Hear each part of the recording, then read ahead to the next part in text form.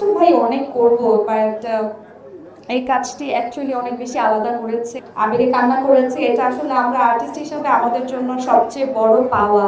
আমার মনে হয় যে মনে রাখার মতো একটা ক্যারেক্টার। আমি কোথাও গেলে বলতে খুব ভালো লাগে, একটা প্রাউড ফিল হয় যে না আমি খুব ভালো একটা কাজ করেছি।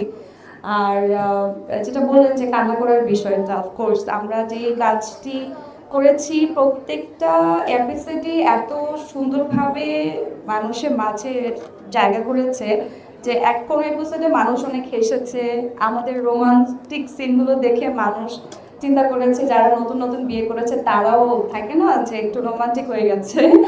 অ্যান্ড তার পাশাপাশি লাস্ট যে এপিসোডগুলো ছিল, লাস্ট 2-3টা, সবগুলোই মানুষের হৃদয়কে এত সুন্দরভাবে ছুঁয়েছে, মানুষ আবেগে কান্না করেছে। এটা আসলে আমরা আর্টিস্ট হিসেবে আমাদের জন্য সবচেয়ে বড় পাওয়া।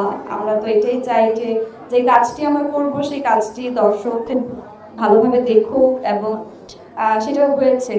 আর অফকোর্স এর পাশে যে সামিরকে পেয়েছি, আমাদের জুটিটাকে মানুষ এত সুন্দরভাবে গ্রহণ করেছে, অনেক ভালো রেসপন্স পেয়েছি। এই ব্যাপারে আসলে তোমারও তো ভালো লেগেছে অফকোর্স।